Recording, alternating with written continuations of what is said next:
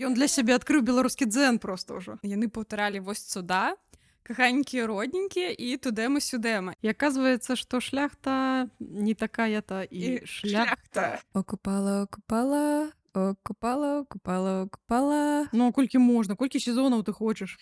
Нешчаслівага кахання ў літаратуры. У нас проста там возніклі дзелішкі паважнее. Всё, я загналася.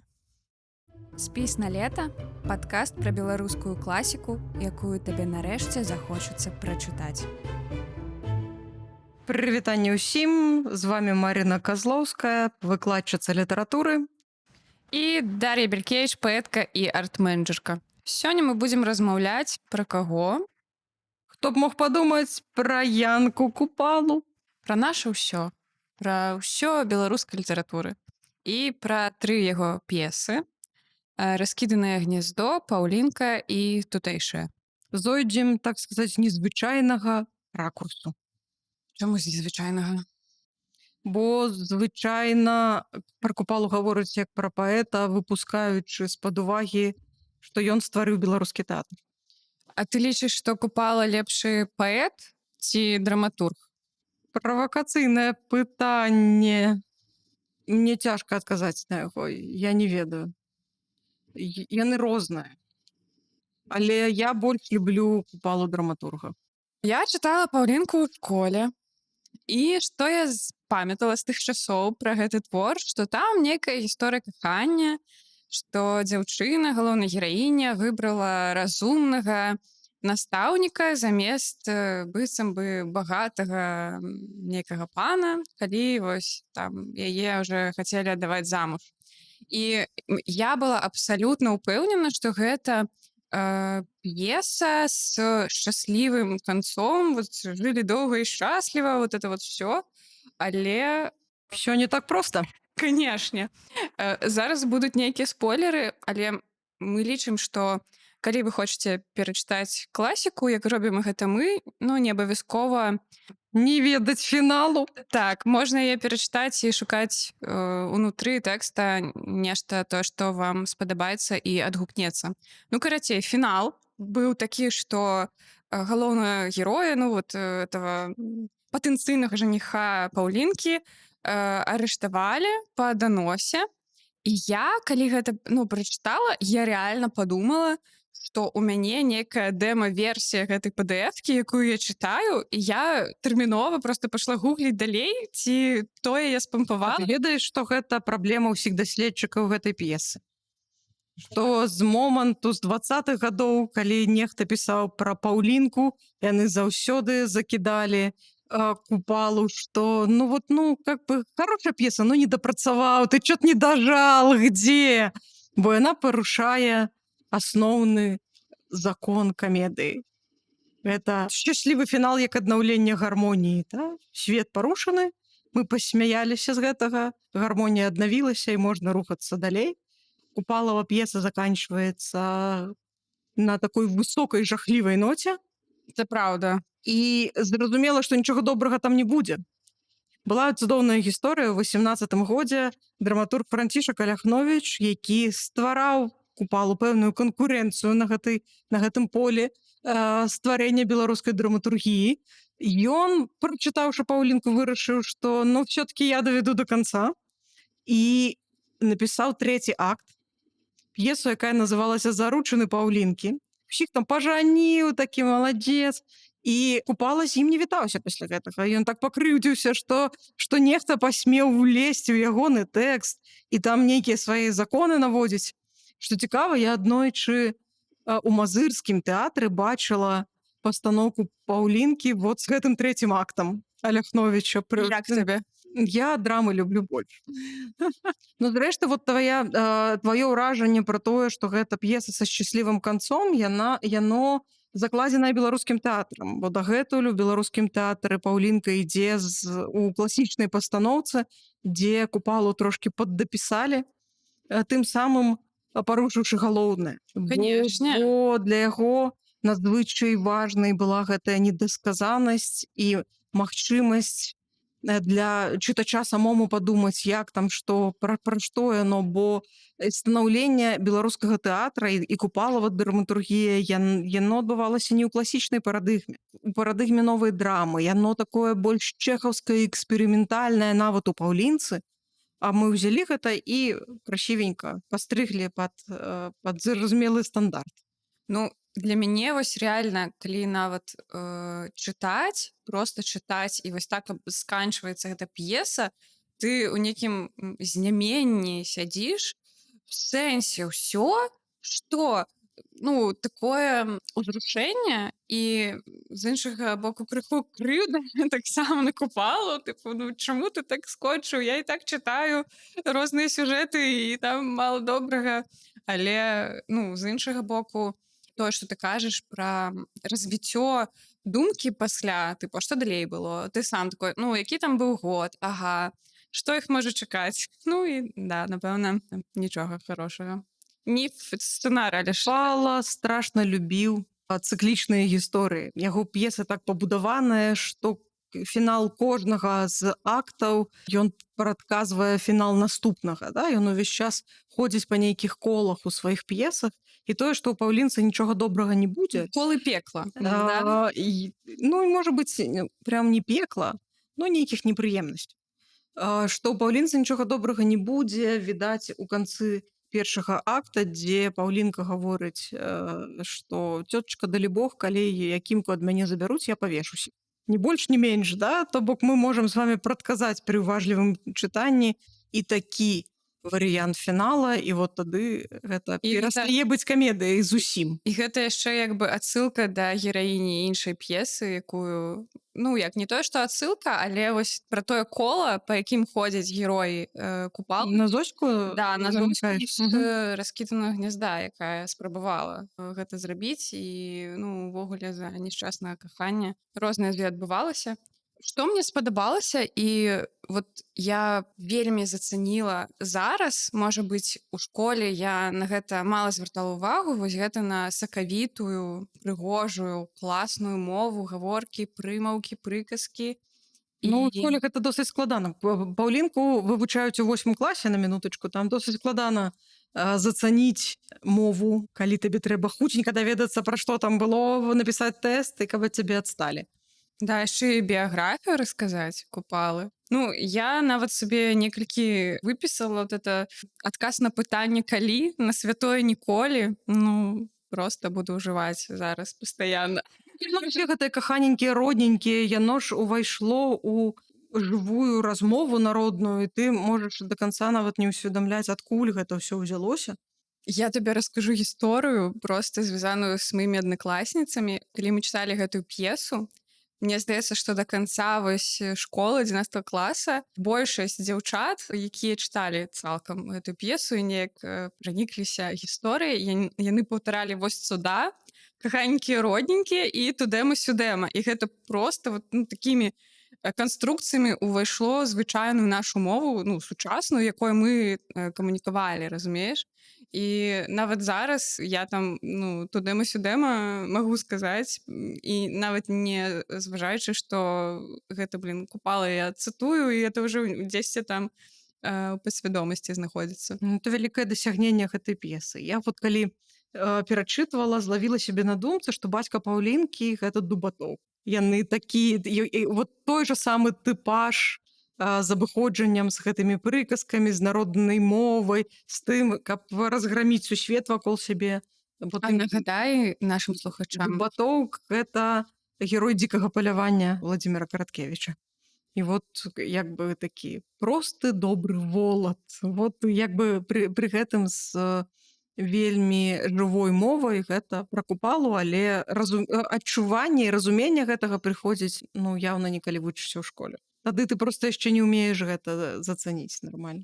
Таму перачытвайце, калі ласка, класіку, глядзіце на яе іншымі вачыма.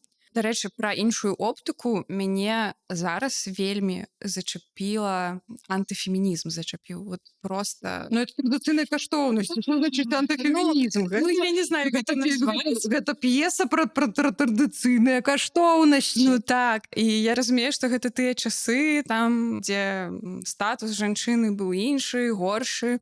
Але вось гэтыя фразы, якія там маўчы, баба, там знай сваё месца, штосьці вось яшчэ ўсё такое, мне это просто так рэзала вока і ну, выклікала ва мне такое абурэнне, што хацелася уже кідацца рэчамі ў сцяну. Прытым, што калі героі кажуць гэтыя фразы, тыпу, вот, ну, маўчы, баба, і пасля пачынаюць казаць, яны кажуць нейкую трасцу, лухту, просто, ну, і прытым жанчыны ўсё роўна там як бы граюць вялікую ролю і разгрыбаюць часта касякі сваіх мужоў.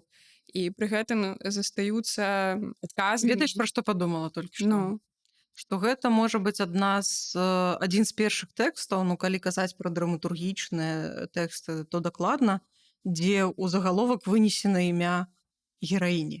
ну хоць неяк. Бо такі ж канфлікт прыблізна ў пінскай шляхце, да, там ёсць таксама любоўная лінія, усе гэтыя гісторыі пра тое, што бацькі спрабуюць уплываць на выбар дзяцей і выбіраць за дзяцей, з кім ім жыць сваё жыццё. Але там все-таки фокус на шляхце.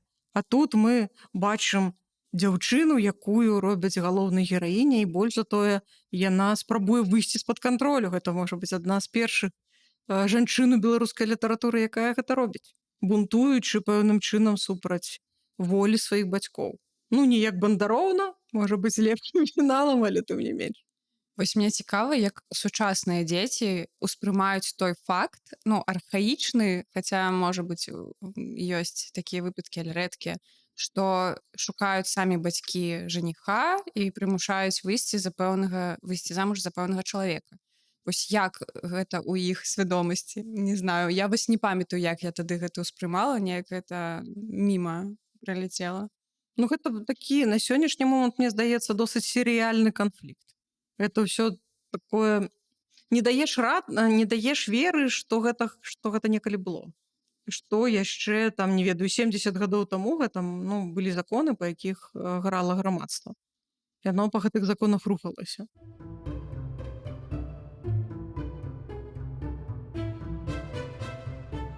Просто Паўлінка гэта у пэўным сэнсе не тое, што сінтэз усяго таго, што адбывалася ў беларускай драматургіі да гэтага моманту і ў беларускай такой, ну, назовём гэта, протатэатральнай прасторы, але і спроба выйсці па-за межы таго канона, які на той момант утварыўся.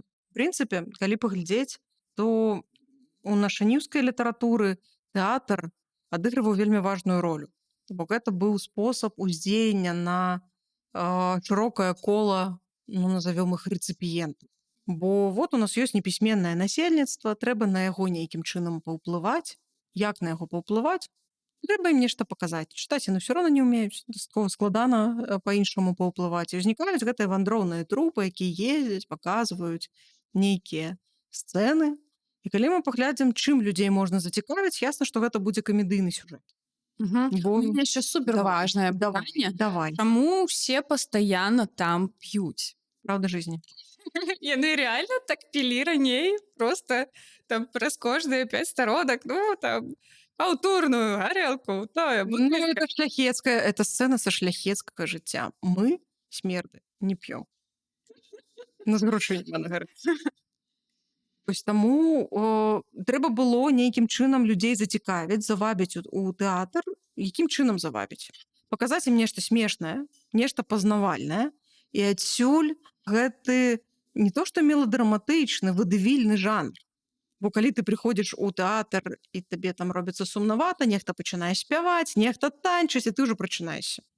Хочаш, не хочаш, но ты даглядзіш гэты спектакль да канца, і яна пабудавана нібыта па вось усіх гэтых законах, вяртаючыся да тэмы, што людзей можа зацікавіць.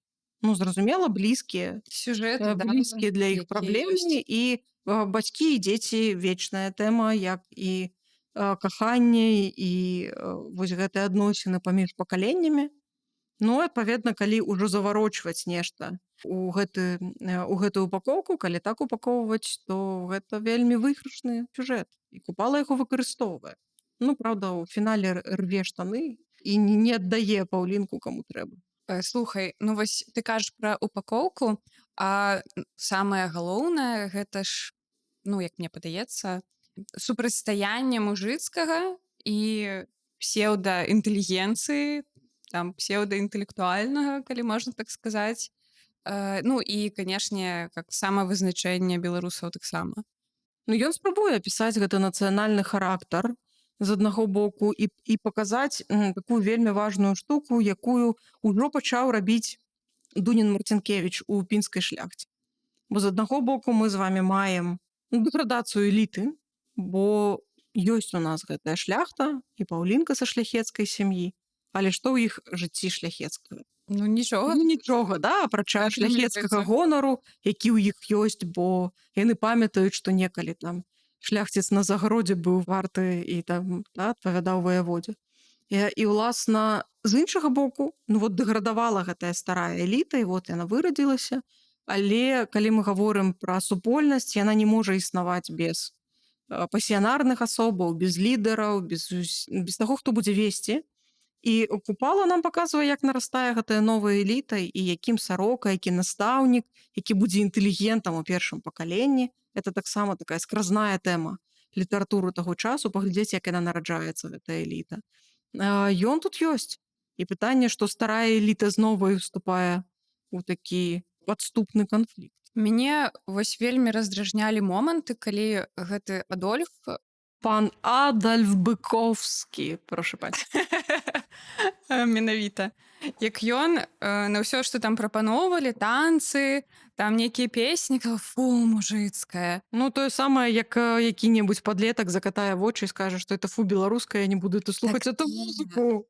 Яно ніжэйшае. Гэта вось тое, пра што я адразу падумала, і мне падаецца, я так збоку паглядзела праз гэтую п'есу, ну, на нейкія сітуацыі, на нейкія варункі, у якіх нават зараз існуе Беларусь, беларусы. І мне яшчэ вельмі так, ну, я усміхнулася з таго, што калі гэты Адольф спрабуе вось быць там не мужиком, а там інтэлігентам, там, ну, некім, кім ён не з'яўляецца на самой справе, як ён каверкае ўсе словы, гэтыя назвы, што ты просто гугліш, думаеш, божа, я правільна гуглю? Ну, Google не ведае такіх словаў. І, тыпу, пасля знаходзіш там нейкія артыкулы ці каменты там у ЖЖ, што, ну, тыпу, ён неправільна вымаўляе. Трэба гугліць вось так, гэта там нейкі танец, які прыйшоў там з такой-то краіны. І, ну, ён модны. Да, але ён модны, ён у трэндзе атрымліваецца. Пасля ўсе яны танчаць тое, што яны прывыклі, лявонюху, і аказваецца, што шляхта не такая-то і шляхта. І ўсім, напэўна, становіцца весялей, і ўсе шчаслівей, калі танчаць лявонюху. Ну, просто у той час было досыць багата такіх п'ес да Купалы, і быў там, не ведаю, модны шляхцюк Каруся Каганца, то бок адбываліся всякія такія гісторыі, просто Купала прыйшоў, паказаў усім, як трэба пісаць камедыі і закрыў эту тэму. І пасля гэта ўжо выглядала другасна, бо яна дасканалая у тым, як яна зроблена, Паўлінка. Шкада, насамрэч, тому што, ну, па сутнасці... Ну, колькі можна, колькі сезонаў ты хочаш? Нешчаслівага кахання ў літаратуры. У нас просто там возниклі дзелішкі паважнее. Ну да, тое, што пасля разгортвалася, пасля фіналу гэтай п'есы, можна сказаць.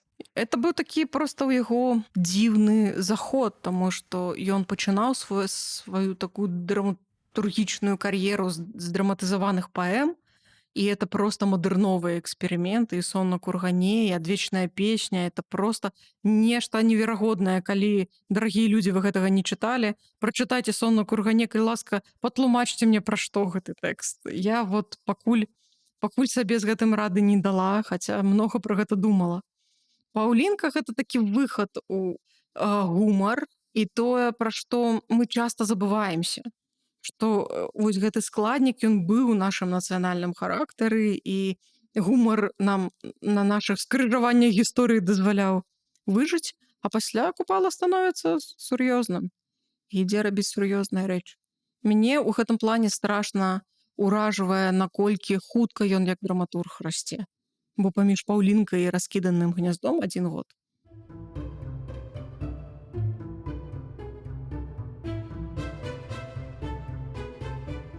Я ў 10 класе першы раз прачытала раскіданае гняздо і так загналася, што мне давялося напісаць дысертацыю, каб разабрацца, што ў гэтай п'есе адбываецца.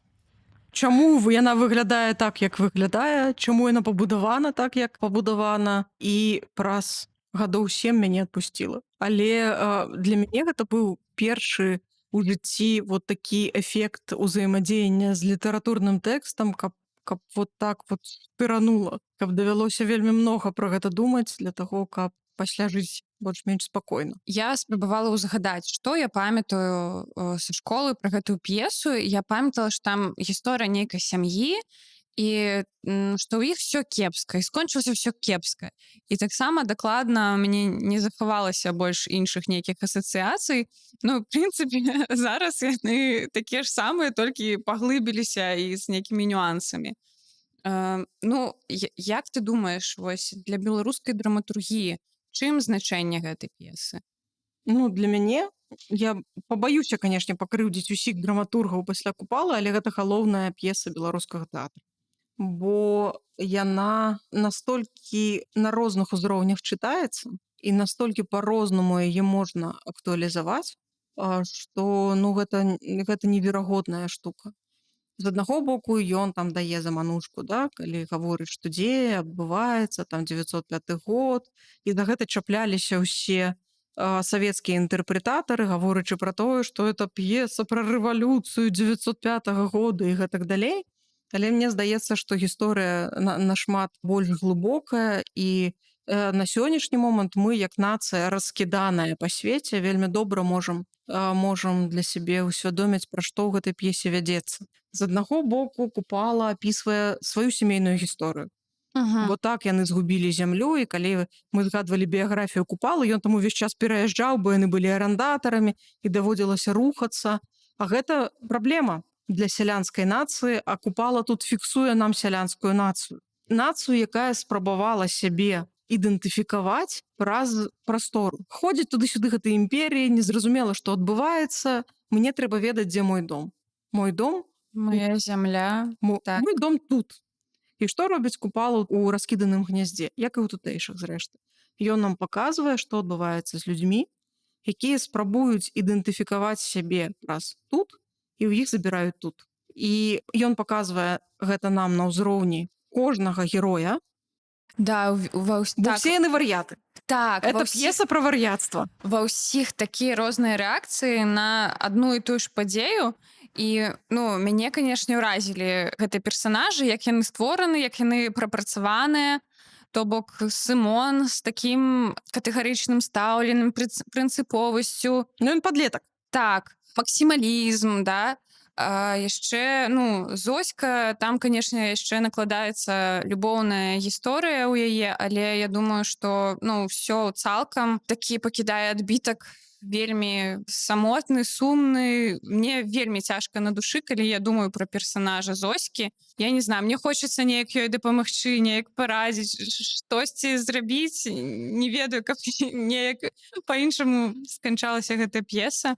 Ну і, канешне, герой яшчэ Данілка, да, які майстраваў скрыпачку. Напэўна, ставячы сябе на месца вось гэтай сям'і, я была Данілкам. Дурны Данілка ці дурнавата не так важна, да? Так, і майстравала б скрыпачку, таму што, ну, гэта такі спосаб псіхікі абараніцца ад усеагульнага кепскага, што адбываецца навокал, што адбываецца з тваімі блізкімі.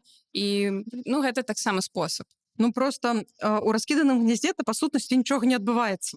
І гэта таксама вельмі дзіўная п'еса для тагачаснага тэатра, бо там няма па сутнасці знешняга сюжэта. Ну, ведаеш, я не хацела казаць, што месцамі мне было нуднавата, але раз ты сама пра гэта Я кажаш. не пра гэта. Я кажу пра тое, што ўсё галоўнае, што адбываецца ў гэтай п'есе, адбываецца ў душы герояў. І класна гэтую п'есу разглядаць, не ведаю, з пазіцыі там псіхалогіі. Так. Да? Бо вот ёсць віна выжылых, раскіданы гэты свет. Вельмі цікава, што пачынаючы з другога акта дзеяння гэтай п'есы адбываецца ў садзе перад іконай. І ўласна п'еса это пра выгнанне з райскага саду. Пра тое, што Цікавая метафора. мы жылі ў эдэме. І ў гэтым эдэме мы нібыта ні за што не адказвалі, бо ў нас быў бацька, і ён быў тым, хто адказвае. Бацька заканчвае жыццё самагубствам, таму што ён прайграў сваё тут, і ён па-іншаму жыць не можа. Гэтым самым ён разбурае светы ўсіх навокал, бо яны нічога з гэтым не змаглі зрабіць.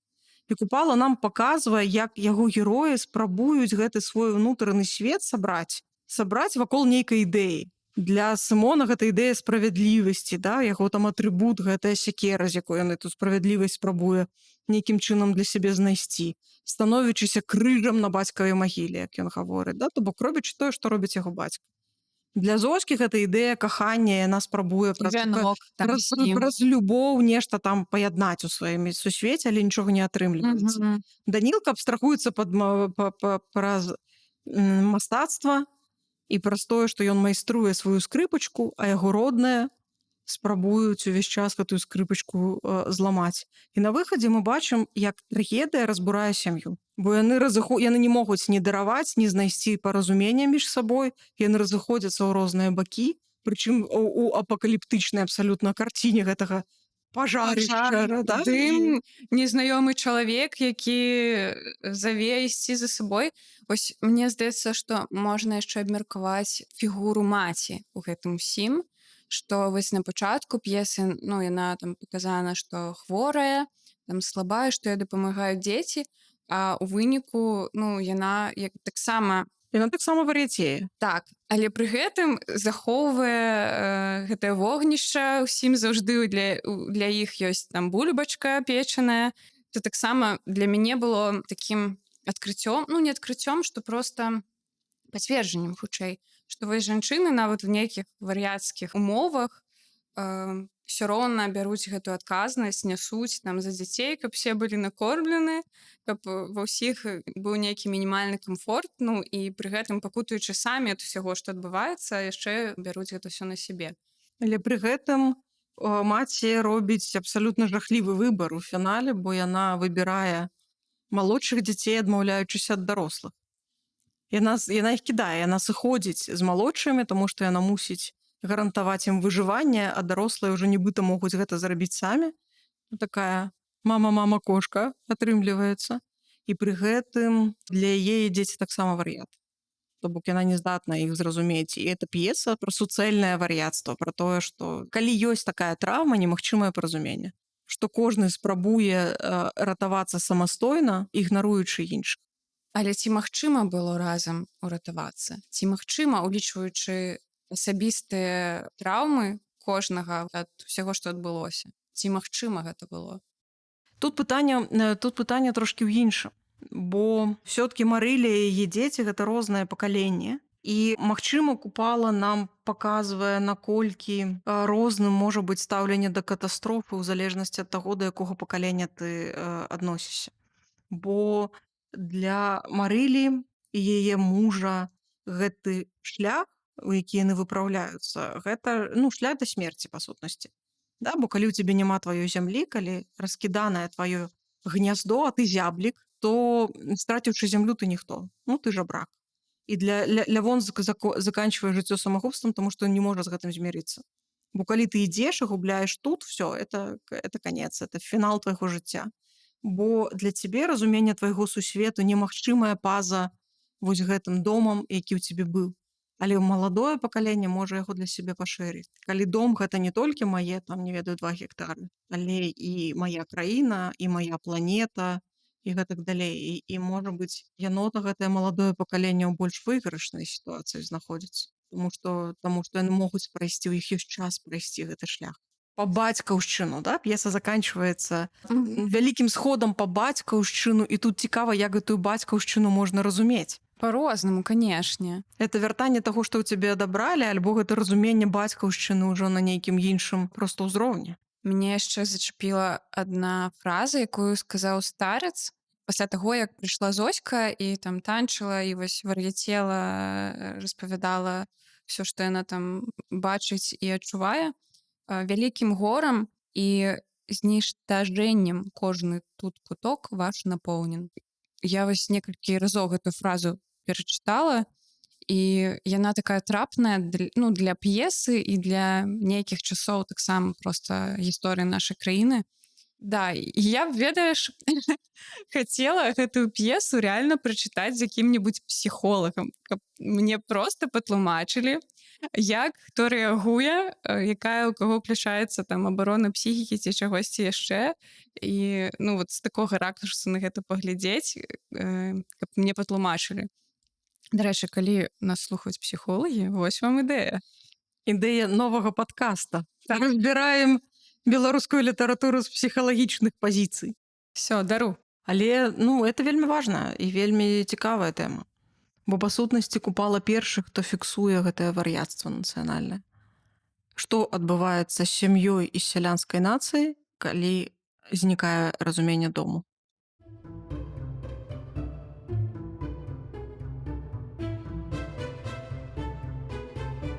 Іншае асэнсаванне дома нам паказвае п'еса тутэйшая, п'еса гарадская. Я не чытала яе ў школе, мне падаецца. Ці я хварэла, калі ўсе яе чыталі.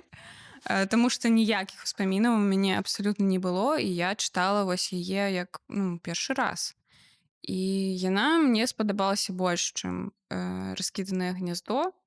І, напэўна, нават больш, чым «Паўлінка». Таму што для сябе я знайшла нейкіх больш сэнсаў і момантаў «Да ладна! Да ладна!»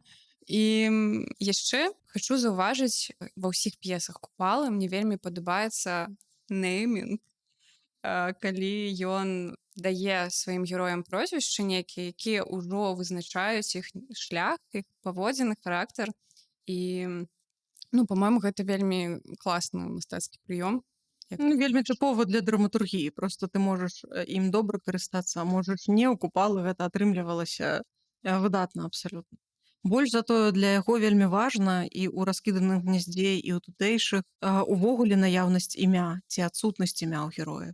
Бо прыча зяблікаў, якіх ён там усіх пералічвае ў «Раскіданым гняздзе», і мы нават ведаем, як завуць гэтых дваіх малых дзяцей, які ўвогуле там не дзейнічаюць. Да, у іх там, напэўна, рэплік ці няма, але пры гэтым у іх ёсць імя, а ёсць старац, ёсць паніч, ёсць незнаёмы, якія так і застаюцца персанажамі, функцыямі пэўнымі, якім ён не дае імя, бо па-іншаму і бачыць.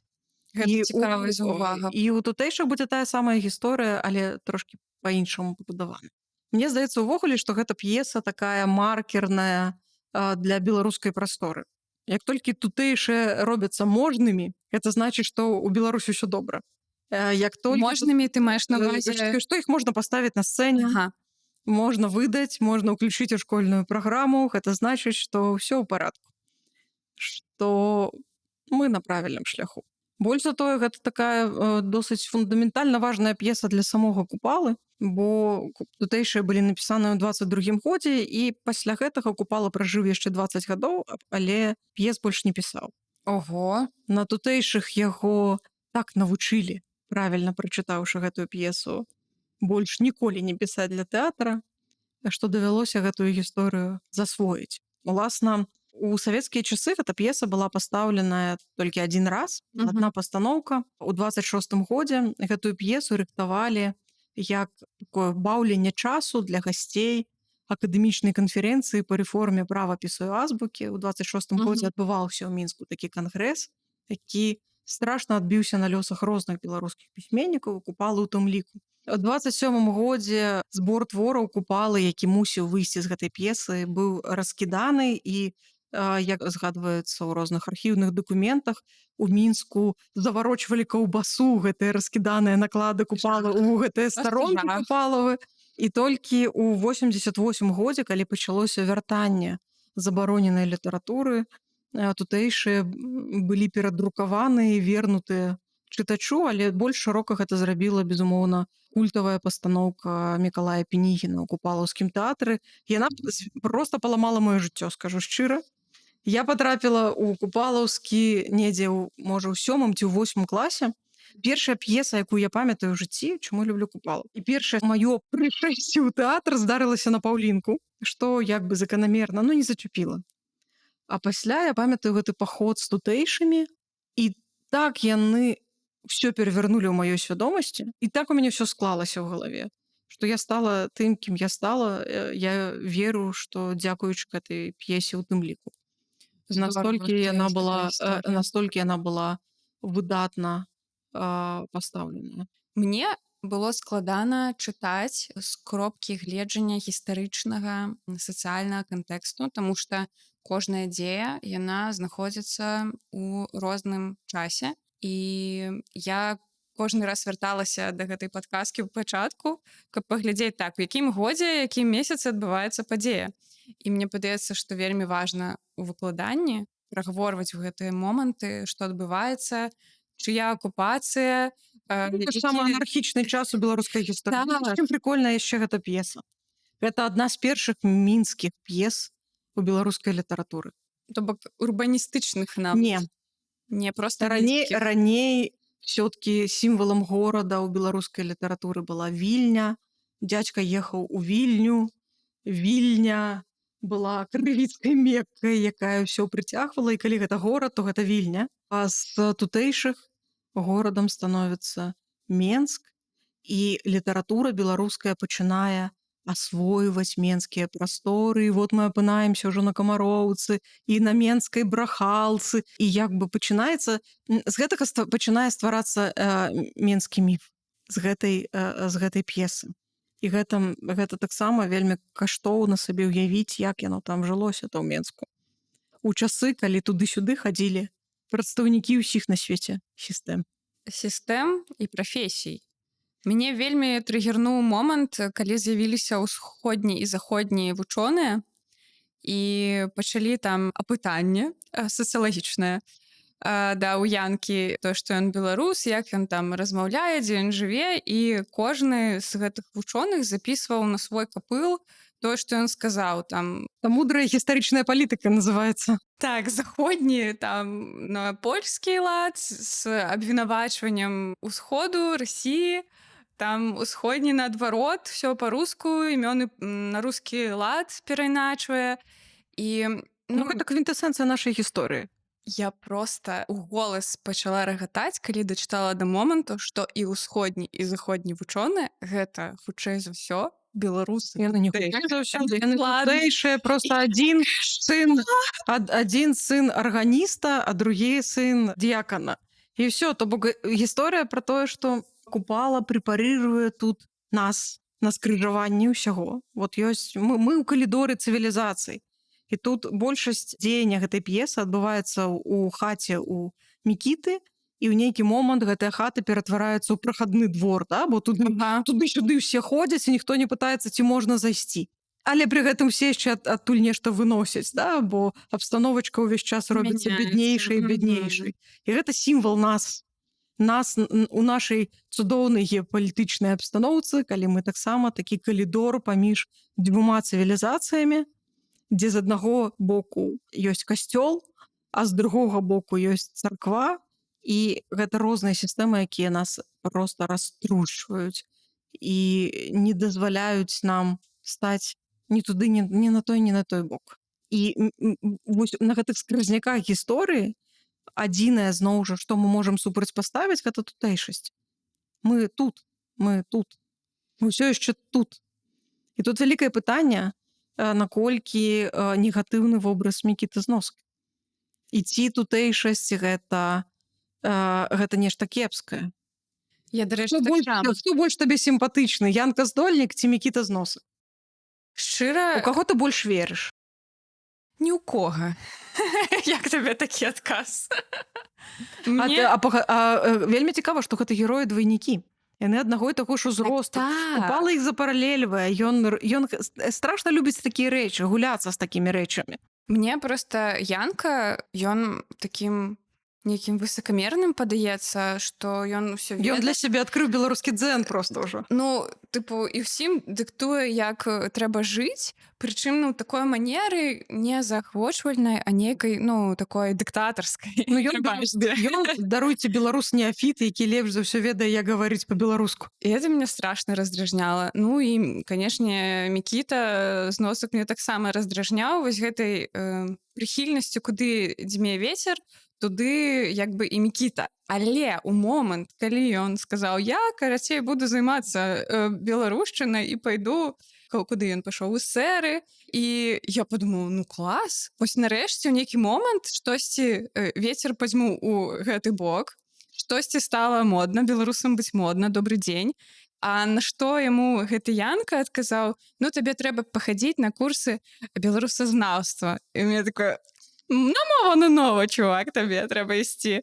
І зноў жа вот такое на той момант прачытання адчуванне, што ўсё паўтараецца, мы ў нейкім бясконцым Таму што не вырашана галоўная праблема. Таму як бы гэта п'еса пабудаваная як кола. Всё пачынаецца з таго, што ў горад прыходзіць нехта, мафія, да? Горад заснуў, а прачнулася мафія. Мы спрабуем з гэтым неяк даць сабе рады для таго, каб прачнуцца, і ўсё паўтарылася толькі новая мафія. І ты можаш рабіць выгляд, што мафіі няма, як робіць гэта Янка, калі там мамзель Наста прыбягае і гаворыць: нашы ў горадзе. І гучыць пытанне: а хто нашы? Хто нашы? А Янка выходзіць і кажа: а ўсё роўна. То бок я ў доміку, мне не цікава, хто сёння акупаваў гэты горад. Альбо спрабаваць пад гэта падстроіцца для таго, каб выжыць. І гэта ну не такая пройгрышная стратэгія, улічваючы, што все-таки беларусы яшчэ засталіся і набілі сабе руку вельмі добра ў гэтым прыстасавальніцтве, хаця б знешнім. Так, але пры гэтым вот беларусы быццам бы нязручныя для саміх сябе і для іншых. Вось быццам бы не ведаем мы, куды сябе дзець. І герой гэтай п'есы, ну акрамя Янкі, канешне, ён усё ведае там.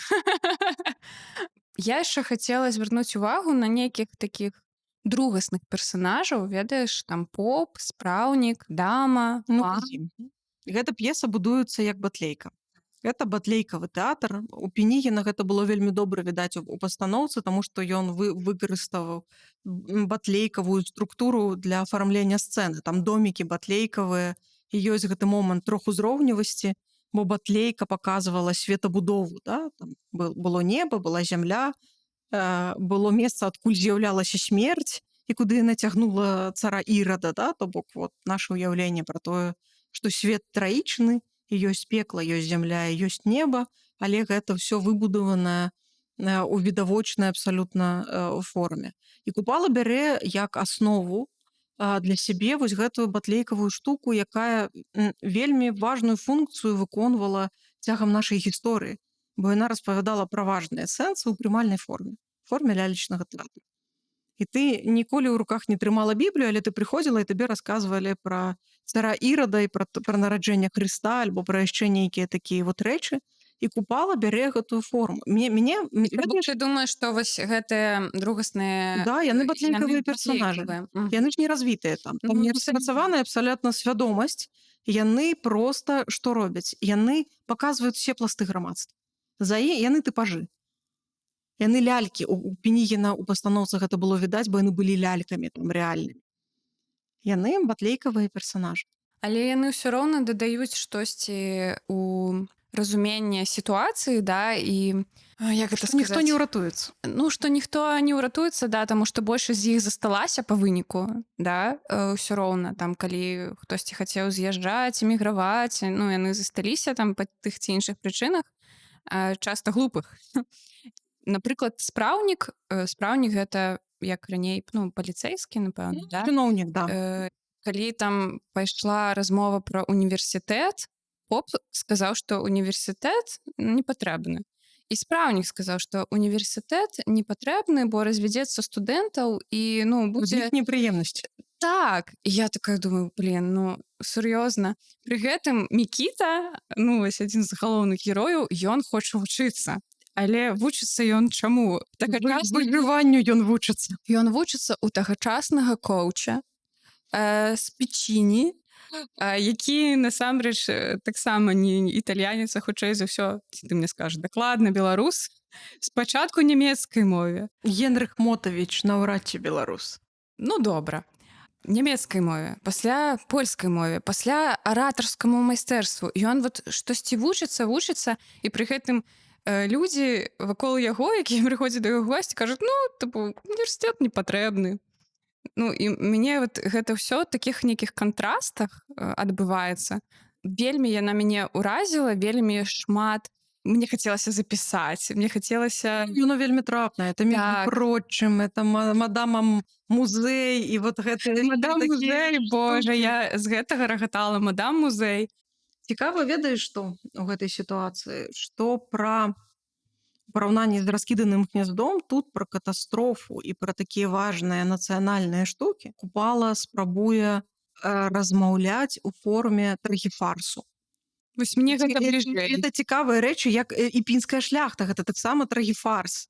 І калі мы спрабуем нейкім чынам асэнсаваць, як это сказаць цэнзурным словам, все, што адбываецца, поўны гамон, то мы выходзім в трагіфарс. Гэта там ха-ха-ха, будь весел, кинь хныкаць, піцца кроўю сваёй не спадзейся, да? Хоць крывёю ды смейся. І тут ёсць гэты смех, даведзены да абсурду абсалютна, бо Купалу ўжо тады зразумела, чым всё скончыцца. Ёсць яго там такі мілы персанажык, чырвонаармеец, начальнік патруля і абарванец у адной асобе. І ён паказвае, ну так, што сабе дазваляе, што это такое? Але ён у гэтай п'есе ўжо паказвае, хто прыйдзе да ўлады, а хто будзе гэтай уладай. Каму дадуць у ручкі наган для таго, каб усіх загнаць у светлую будучыню. І ён, хуліганіць нам, паказваючы, што сабой гэтая новая ўлада уяўляе. Мне заўжды здавалася, што ў гэтай п'есе адкрыты фінал, пакуль я не стала рэдактаркай менскай трылогіі Сергея Пясэцкага. Ого. Гэта вельмі прикольныя такія рэчы, таму што гэта кніга пра той же самы час. І мы можам паглядзець на Менск і на Менск у Пясэцкага. Гэта той же самы Менск з розных перспектываў, з бандыцкай перспектывы альбо з перспектывы мяшчанскай, бо героі Купалы ўсё-такі мяшчане, да? І трошкі будучае савецкае чыноўніцтва. Ён ужо нам паказвае, як яно нараджаецца, да? Калі там Мікіта цягне гэтыя павозкі, у яго мільярд розных там значкоў, устаноў, вот яно пачало фарміравацца, да? Бо для таго, каб себе завешаць гэтымі значкамі, яны павінны быць. Гэтыя установы, дзе без бумажкі ты букашка, яны ўжо павінны аформіцца. Ага, так, але чаму, вось, вернемся, чаму ты лічыш, што гэта фінал? Ну, фінал скончаны. Ёсць, што прывяло? Мікіту прыходзяць арыштоўваць, Так. і гучыць гэтая песня пра яблычак. Да? У Пясэцкага ёсць поўны тэкст гэтай песні. Яблычак, куды коцішся, ад чэкістаў ты не вароцішся. І, уласна, лёс Мікіты тут абсалютна празрысты, і Пінігін яго прачытаў і дабіў гэтым фіналам, дапісаўшы тое, што у Купалы намёкам і шматкроп'ем гучыць. Бо мы не можам таму, што адбываецца, нічога супрацьпаставіць. Ведаеш, это вялікае майстэрства Купалы. Глядзі, па сутнасці, у яго дзве розныя п'есы, якія сканчаюцца прыкладна адным і тым жа. Катастрофай. А я зараз больш пра Паўлінку і тутэйшых, што і там арыштоўваюць чалавека, і тут арыштоўваюць, але ўсё ж такі ў Паўлінцы, я лічу, што ён адкрыты больш, адкрыты фінал. Але вось тут яшчэ з тваім тлумачэннем ён ужо... Час памяняўся, паміж імі 10 гадоў. І гэта абсалютна розны Купала ў плане досведу. Бо ў 12-м годзе, што, это такія нелюдажэрскія часы абсалютна. І ты рэдактар, выходзіць наша ніва, і нешта друкуецца, і там рэформы нейкія, да? І можа быць, ёсць ілюзія таго, што ва ўсім гэтым можна жыць нармальна. А пасля што з табой адбываецца, да? Першая сусветная, парчка рэвалюцыі, грамадзянская вайна, вайна з Польшчай, і ты ва ўсім гэтым паварыўся так ці інакш. І зразумела, што ты не проста чалавек старэйшы на 10 год. Ты чалавек старэйшы на 10 вот такіх год, дзе ілюзій паменяла, ну, у разы. Ты чалавек, які ўжо страціў здольнасць пісаць вершы, таму што ўсё, пра што ты пісаў і пра што ты марыў, у цябе скралі. І, можа быць, у некага была ілюзія, што ў 22 годзе Беларусь можа быць беларускай. Ну, явно, это не была ілюзія Янкі Купала. Все, я загналася. А мне бацькаўшчынай цэлы свет, ад родных ніў я адвярнуўся. Адно не збыў яшчэ ўсіх бед, мне сняцца сны аб Беларусі.